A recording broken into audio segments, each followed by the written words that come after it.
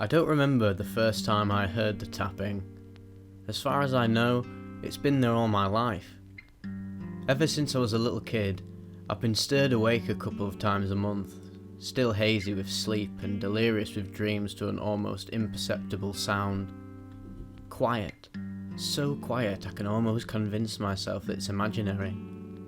Tiny clicks that never fail to stir me from my sleep and keep me lying awake, listening. It used to terrify me. When I was younger, young enough to see monsters in the shadows and demons in the dark, I'd lie completely still in my bed, paralysed by what I was certain signalled my imminent death. I don't know exactly what I thought was coming for me, but I was afraid. I guess I was smarter back then. But I'm getting ahead of myself. I heard the tapping, the tiny clicks, and it frightened me. But like most childhood terrors, my fear went largely unnoticed and ignored. Oh sure, the first few times I screamed loud enough to wake my parents in the dead of the night, I got some sympathy from that. To be honest, I think my mother and father were confused as to why it was tapping, and not monsters under the bed that seemed to scare me so much. Eventually though, the patient searches of my room in the dead of night became a little less patient and a lot more exasperated, and I realised that my pleas for assistance were unwelcome. It didn't matter really. Whenever my parents were in the room, the tapping stopped, vanished completely. I could hardly blame them for their disbelief. But it always came back, louder too, on the nights that I went for help. Not angry, not exactly, just louder, insistent. Another reason I stopped asking for help, I guess. No need to make things worse. It wasn't until long after I stopped calling for my parents that I thought to identify the sound. I don't know why it never occurred to me. I suppose we have a way of dividing the logic of the day and the insanity of the night that makes it hard to reason about that which goes bump in the night.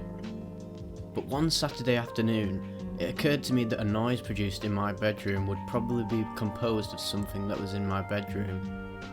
I tried it all. Clicked pens, rustling paper.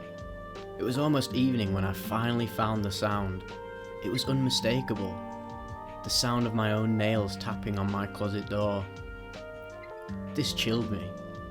Of course it did. But what was I going to do? There was no monster in my closet. I took to checking religiously every night before turning in, and it didn't seem to have any effect on the tapping. There was no possible way for the sound to exist. So I got used to it. I know it sounds insane, but like I said, there wasn't much else I could do.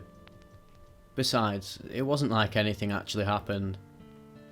The tapping only woke me up a couple of times a month, and even then I was usually able to fall asleep again after a couple of hours. It was, well, normal. Routine. And routine overrides almost every other base instinct, I think. I don't think I ever thought about it consciously, but I expected the noise to go away when I moved out to college. I must have expected it, because when I was awoken by the familiar click or nails on wood my first week in the dorms, I was shocked. I think I always just assumed that the noise was confined to my childhood bedroom. A strange quirk to be left behind as I entered my new life as an adult. I was alone in my dorm room.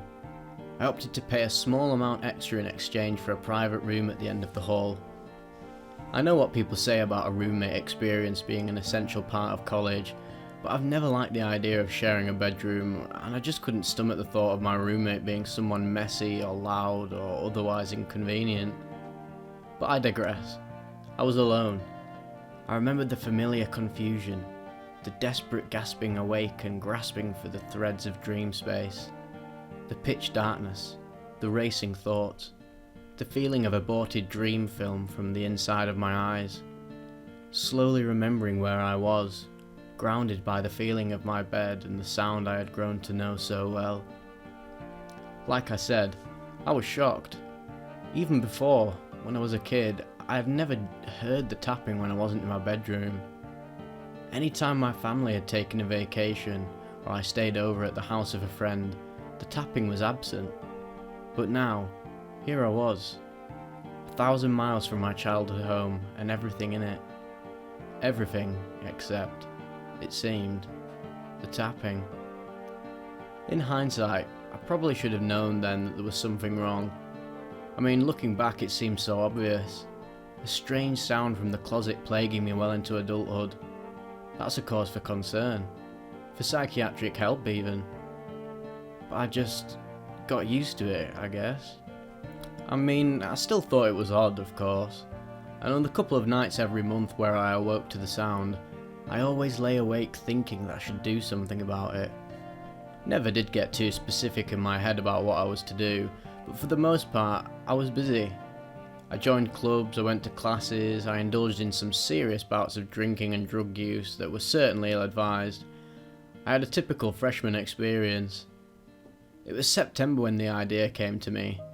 It struck me all at once, and once it occurred to me I was embarrassed that I hadn't thought of it before.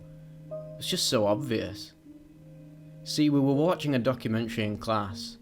Some kind of anteater thing. Lives in the rainforest. Anyways, this anteater was nocturnal, so the scientists studying its diet had to set up special cameras to catch it during feeding times. Night vision cameras. Night vision is actually quite strange when you think about it. It's incredible, really, that the inky, empty darkness can be so completely transformed into a picture. The picture is dark and distorted sometimes, sure, but it's infinitely clearer than the void it replaces. Eyes are so bright in night vision. Luminous and queer, flashing across the screen like shooting stars or torches. The anteater had bright eyes. There are nights when I dream of it. Those eyes and those claws. Claws tearing savagely at the ground. In my dreams though, the ground is different. No longer the packed earth of the rainforest floor. No. In my dreams it's wet, sticky. It glistens in that unnatural shade of green, and the only thought I have before I awake is that it looks almost like meat. But I digress. The video of the anteater lodged itself in my brain, and now that I had the idea, I wasn't about to let it go. Night vision was a convenient solution to all my problems. A simple way for me to assure myself that the tapping was just a figment of my imagination once and for all. So I bought the camera. The tech store didn't present any real issues. I paid an exorbitant amount for the first camera thrust into my hands, and opted for the extra memory cartridge so that I could store a full 8 to 12 hours of footage. I wanted to make sure I didn't miss a thing. Setting it up in my dorm took a little bit of creativity, and by the time I was done I was pretty sure that I'd lost my security deposit, but I figured it would be worth it if I could finally put my mind to rest. I didn't wake up that night. Even so, I spent the following morning reviewing the footage and looking for anything off. There was nothing, just my sleeping form in the darkness, shifting every once in a while, and finally coming to rise long after the sun was high. The next few days were the same. Nothing. I was starting to get discouraged. It's possible this would be like it was when my parents came in. When something else was watching, the tapping just couldn't appear. I needn't have worried. It was late October when it finally happened. I spent the evening cramming for some midterm and then performing my now normal bedtime ritual. I set the camera up, turned it on and began recording. I didn't feel anything different that night as I drifted off to sleep, which seems wrong. I have always had the assumption in the back of my mind, I suppose, that part of you knows right before something bad happens. Call it ESP, call it your subconscious, but there's a part of you that can smell the shit in the air right before it hits the fan. I don't think that way anymore. There was nothing different about that night. Nothing to set it apart from every other night that month where I slept peacefully through till morning. I don't know exactly what time I woke. It must have been just past 3 in the morning. That's when the noise always started at home, and I couldn't see any reason why that night should have been anything else. I heard the tapping. Quiet, almost unnoticeable, but unmistakable. The same sound I'd been hearing for years. I looked in the direction of my closet door. So late at night I wouldn't have been able to make out my hand if it was in front of my face, let alone the closet across my room. But still I stared. My heart pounded, though in fear or excitement I can't quite say now. I remember thinking to myself, This is it. Tomorrow you'll know. In all this time, I still hadn't decided what it was I would know after looking through that footage. Would I know that there was nothing in the dark? That I needed counselling? Perhaps I hoped that when I could finally see my empty room, the tapping would go away, once and for all. I don't remember falling back to sleep, but I must have, because the next thing I recall is waking to my incredibly abrasive phone alarm and the cool fog of an October morning. I was out of bed instantly. I didn't even take the time to get dressed before grabbing the camera and plugging it into my computer. I started to scan through the footage, speeding up the runtime until my gentle turns in sleep looked like frantic writhing upon my bed. I watched the timestamp. Sure enough, at just after 3 o'clock in the morning, I saw motion. I pushed play.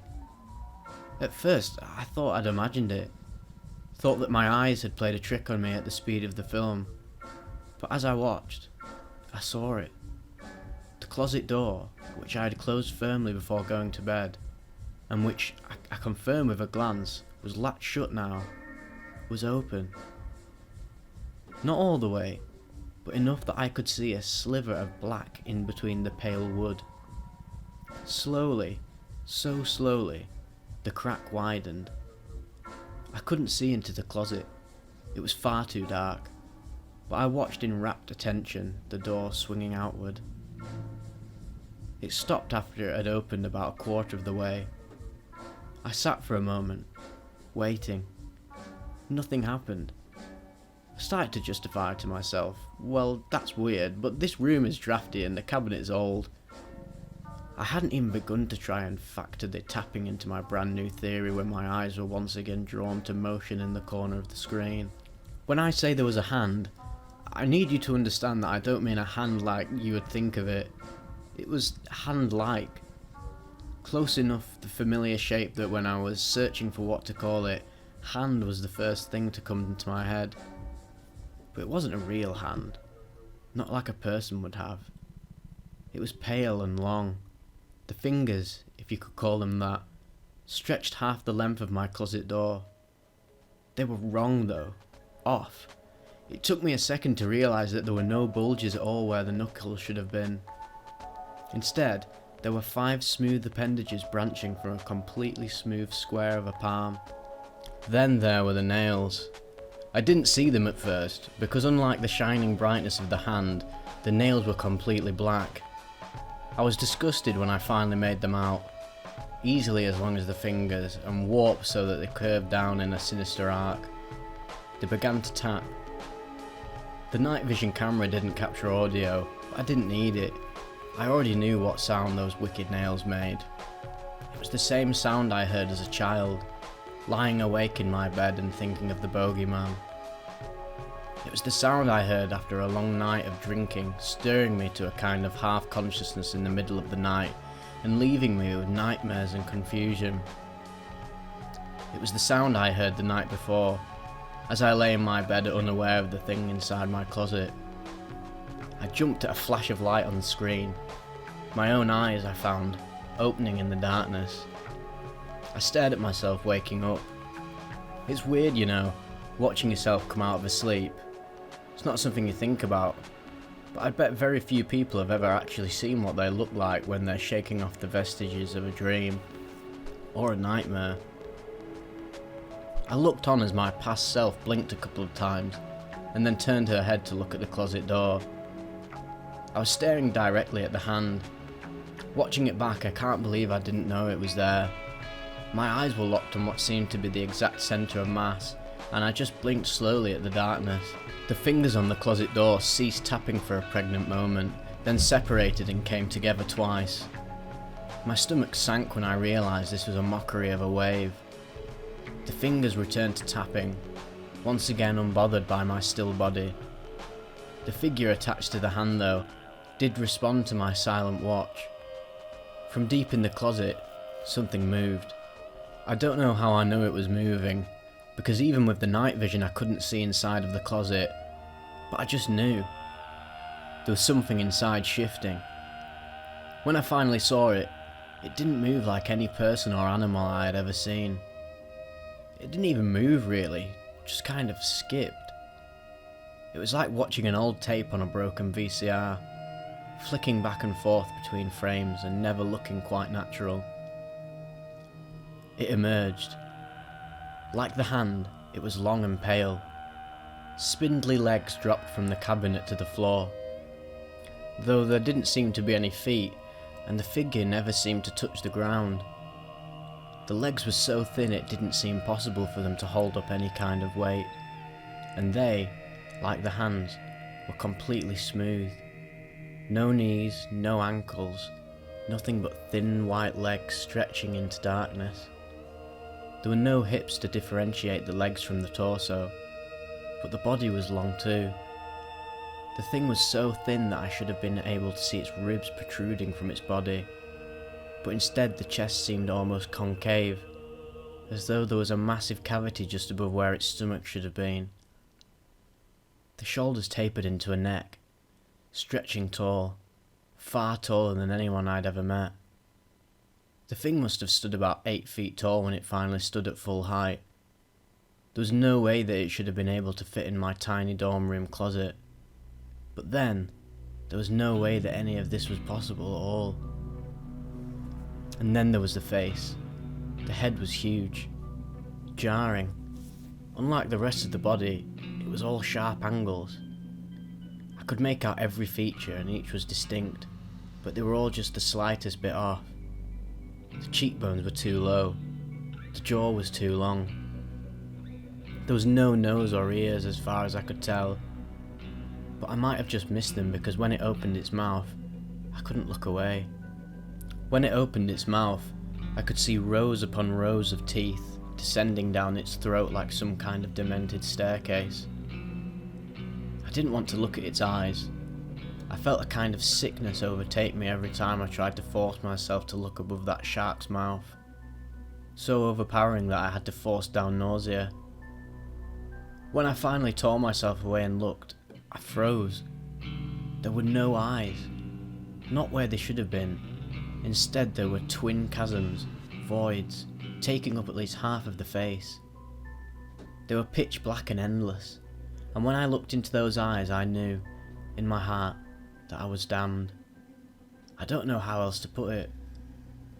It was like all at once this vice of despair had me in its grasp. A weighted blanket thrown on a person drowning in the sea. Up until this point, the creature had been staring at my blinking form, still lying in the darkness. Now it turned its head to face the camera in the corner of the room. I know I said that it had no eyes, and that's true, but I need you to understand that it was looking at me. Not the camera, me. The me that was watching the video. It opened its mouth and its body did a kind of spasm, sort of like when a dog jumps back after you've accidentally kicked it. I could have sworn that it was laughing at me. I don't know why the laughter is what finally snapped me out of whatever trance I had been in, but I threw the camera away from me at full force. It shattered instantly, and my room was showered in a storm of plastic, metal and glass. I didn't even notice that my feet were cut and bloody, or that I was still in my pyjamas before I got to my friend's room and asked to stay there. She was kind enough to agree. I guess it would have been a hard case to turn away, cut up, sobbing and raving about a monster in the closet. My friend, Emma, made it very clear that she considered this a kind of nervous break, maybe brought about by the coming midterms. I met her with far more hostility than was probably due, given the circumstances, and quickly realised that regardless of what I now know to be true, my story would be a hard sell to everyone else who didn't see the actual monster living in my closet. Her own roommate, who had gone home for the latter half of the semester due to unprecedented stress, had left her with a double room to herself, a fact that worked out exceedingly well for me. I don't know exactly what my long-term plan was, but for the time being I figured the best thing to do would be to stay around others. After all, the tapping never came around when other people were in the room with me, so maybe that meant that the creature wouldn't be able to come out. I wasn't sure, but I knew that I wouldn't be able to stomach going back to my dorm room. Late at night I would think about that room. I knew that I had left the shattered remains of the camera on the floor, and all I could imagine was that creature scrambling its way out of the closet and finding me missing from my bed, wondering where I was, and searching. A few nights into my extended stay with Emma, I woke to the unfamiliar. Not the typical disorientation of waking up in a room that wasn't my own, but a feeling, deep inside, that something was wrong. It took me a moment to fully shake myself from sleep, but when I did, I realised that I was out of my bed, standing in the centre of the room. I had never sleepwalked, even as a child, so this was distressing to say the least. When I brought it up to Emma the next day, she once again attributed the odd happenings in my life to stress. I wasn't so sure. I was even less sure when the same thing happened 2 days later, and then the day after that. Each night, I would wake up just after 3 o'clock in the morning, standing in the dead centre of the room. I always woke up hard, with a start and a shake, and I was always incredibly cold. Even more concerning, I always woke facing my closet. Paranoid, I started marking the places that I woke each night, and much to my sinking dismay, I found that, indeed, every night I was roughly one step closer to the dreaded closet. Half jokingly, I asked my friend Emma to tie me to the bed, which seemed to be her breaking point. I can't really blame her. I don't know what I would do if I felt that my friend had gone off the deep end. Regardless, she told me that she was sorry, but that she didn't feel like she could have me stay with her anymore. She told me that she hoped I find help, but that she couldn't do this anymore. I left, almost numb. I wasn't angry. I wouldn't believe me either, I don't think. I checked myself into a motel, and that night, when before I went to bed, I tied my hand to the headboard in a knot from my days in Scouts. Complicated enough that my sleeping body wouldn't just be able to tug myself free. I wish I could say I was surprised when I woke that night at just past 3 in the morning, the rope slashed to pieces on my bed, and my own feet resting less than a foot away from the motel closet. I haven't left that motel. I can't bring myself to. If you find this, please know that I did everything I could. I'm not crazy. I'm terrified. I can't imagine what that creature wants with me, but I know that it can't be good. I'll try to stay awake now. Try to stay away. Even now, even in the waking world, I can't deny that I'm pulled towards that dark abyss. A part of me knows that I'm not strong enough to fight, wants to go to those doors, open them and curl up inside. Maybe I will. Maybe I'll give in to that urge and just wait there, never sleeping and always watchful, so that the monster cannot consume my soul. All I have to do is keep myself from falling asleep. The only sound that can keep me awake is my fingernails tapping wood.